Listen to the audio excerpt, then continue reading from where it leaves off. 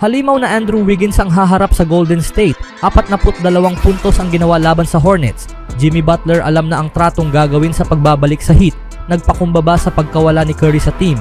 Ngunit bago ang lahat, kung gusto nyo ng matibay na basketball shoes, New Luka 3. Mabibili lamang sa halagang $2,899. I-click lang ang link sa comment section. Ang laban na maaaring nagpatibay sa 10 larong losing streak ng Miami ay nangyari ilang linggo na ang nakalipas nang bumisita ang Charlotte at bigyan ang Heat ng kanilang ika-4 na sunod na talo. Ngayong araw, nagkaroon ng pagkakataon ng Heat na makabalik sa magandang biyaya ng basketball gods laban sa parehong team. At lumabas na ang paghihiganti ay isang putahe na pinakamahusay na ihain gamit ang maraming jumpers. Matapos ang isang medyo normal na simula, umangat ang Miami ng 5 sa likod ng pinagsamang 11 puntos mula kina Andrew Wiggins at Tyler Herro bago kumuha ng timeout ang Charlotte. Ngunit muling lumitaw ang bersyon ng Heat na masyadong madalas makita sa panahon ng kanilang losing streak. Sunod-sunod na turnovers mula sa Miami habang ang mga role players ng Charlotte ay nagpakawala ng 3 para sa isang magandang run. Sa ikalawang yugto, matapos matawagan ang Miami sa isang bihirang inbounding violation sa isang made shot, naging leading ang Hornets ng 12. Nagsimula itong magbago nang ipasok ni Haywood Highsmith ang isang napakahirap na turnaround, baseline jumper. Marahil ang una niyang turnaround jumper sa pro level. Habang patapos ang shot clock, mula roon, nagkaroon ng napakalakas na 28-6 run. Sa loob ng halos 9 na minuto, bumagsak ang opensa ng Charlotte laban sa matinding depensa ng Miami. Habang binabantayan ng Charlotte ang perimeter tulad ng ibang mga koponan kamakailan, patuloy na umatake sina Herro at Wiggins gamit ang maikling floaters upang mabago ang momentum. Hindi na kailangang tingnan pa ang iba upang malaman kung paano napanalo ng Miami ang laban matapos ang kanilang maagang turnovers. Sina Wiggins at Herro ang nagdala ng koponan upang makuha ang komportabling panalo na walang alinlangan sa ikalawang half. Nagkaroon si Wiggins ng isa sa kanyang pinakamagandang laro sa loob ng ilang taon, ilang araw lamang matapos niyang umiskor ng 20 puntos sa ikalawang quarter laban sa Houston. Sa mga huling laro, ipinakita niya kung bakit siya perpektong akma bilang isang third offensive option na kayang magdala ng koponan sa loob ng mahabang minuto. Hindi si Wiggins ang klase ng manlalaro na hahawak ng bola ng matagal o magpapatakbo ng 30 pick and roll sa isang laro, ngunit kaya niyang parusahan ang mismatches. Tulad ng ginawa niya rito, dahil abala si Bridges sa pagbabantay kay Adebayo, walang natirang matibay na defender para kay Wiggins, kaya't nagawa niya ang halos anumang gusto niya, post-ups, mid-range pull-ups, at tres sa ibabaw ng kanyang mga bantay. Ang kanyang 42 puntos ay ang kanyang pinakamataas na output mula noong 2016-17 season at nagtala rin siya ng bagong career high sa made jumpers na may 11. Hindi ito mangyayari bawat laro dahil walang sino man ang capable mag-shoot ng ganito kahusay sa bawat laro, ngunit nang dumating siya sa Miami, inasahan na nilang kaya niyang maghatid ng 30 puntos na performances kapag kinakailangan at iyon mismo ang ginawa niya. Bagay na nasa magandang ritmo si Wiggins na haharap sa kanyang former team Warriors. Speaking of Warriors, mula nang makuha si Jimmy Butler mula sa Miami Heat, madalas nating nakikita ang Golden State Warriors na nagsisimula ng mga laro ng mabagal bago bumawi sa huling bahagi at manalo. Gayunpaman, napakahirap gawin iyon kung wala si Stephen Curry.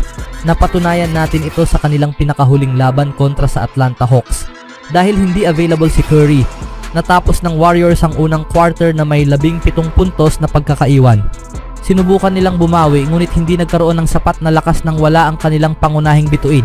Nagtapos ang laro sa isang 124-115 na pagkatalo para sa Warriors. Dahil dito, nawala na ang kanilang kalamangan sa playoff race habang mahigpit na nakasunod ang Los Angeles Clippers at Minnesota Timberwolves.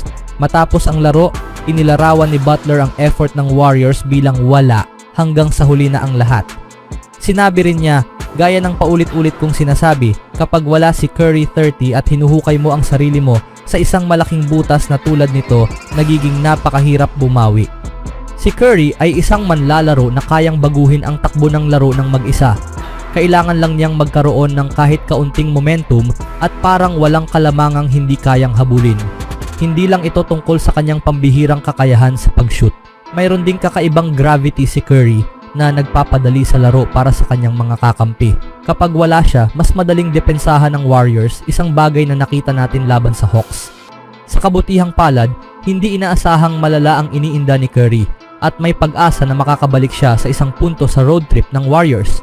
Ang susunod na laro ng Warriors ay isang dapat abangan dahil babalik si Butler sa Kaseya Center sa unang pagkakataon mula nang matrade siya ng Heat. Si Butler ay isang manlalaro na lumalakas sa ganitong mga pagkakataon, kaya huwag nang magulat kung maagang lumabas si Playoff Jimmy sa Miami. Ayon kay Ohm Yang Misuk ng ESPN, ayaw ni Jimmy Butler na gawing isang dramatikong pangyayari ang pagbabalik niya sa Miami sa Miyerkules para sa kanya o sa kanyang team. Si Butler, na paulit-ulit na nagkaroon ng sigalot sa mga opisyal ng Heat bago siya na-trade sa Warriors noong deadline ng Pebrero, ay nagsabi na tinitingnan niya ito bilang isa pang laro. Isa itong karanasan na pinagdaanan na niya matapos umalis sa Bulls, Timberwolves at Sixers. Oo, na-trade ako mula doon, yada yada yada, sabi ni Butler matapos matalo ng Warriors sa Atlanta nitong Sabado. Oo, hindi ito natapos sa paraang gusto ng mga tao, yada yada yada. Pero matagal ko nang iniwan yon sa nakaraan. Hindi ko na iniisip yon. Wala akong pinapansin kundi ang direksyon ng koponang ito. Mahigit 6 na linggo na ang nakalipas ng subukan ng Heat na lumabas mula sa isang toxic na sitwasyon kasama si Butler. 3 beses siyang nasuspinde ngayong season, ang huli ay indefinite, habang hinahanap ng Miami ang isang team na handang kunin siya. Ang Phoenix ang paborito niyang destinasyon pero hindi nagawang makipagkasundo ng Heat nang hindi natatanggap si Bradley Beal kapalit. Ang Warriors ay naging isang huling option matapos mabigo ang kanilang pagtatangka na makuha si Kevin Durant mula sa Suns. Mula nang makumpleto ang trade, naglakbay sa magkaibang landas ang dalawang koponan. Umangat ang Golden State sa ika-6 na pwesto sa Western Conference, may 16-4 record mula nang makuha si Butler. Samantala ang Miami ay kasalukuyang may 10 laro na losing streak, may 4-17 record at bumagsak sa ika-10 pwesto sa East.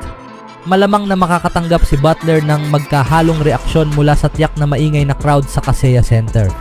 Bagamat maaaring sisihin siya ng ilan sa pagbagsak ng kanilang season, minahal pa rin siya ng maraming fans dahil dinala niya ang Heat sa NBA Finals ng 2 beses sa loob ng kanyang 5 taon at kalahati sa team. Hindi naman walang epekto sa akin, sagot ni Butler nang tanungin kung may alalahanin siya sa magiging reaksyon ng fans. Isa na akong miyembro ng Golden State Warriors. Mahal ko ang fanbase na yon. Pinakita nila sa akin ang maraming pagmamahal habang nandoon ako. Pero nandito na ako para manalo. Nasa kabilang koponan na ako.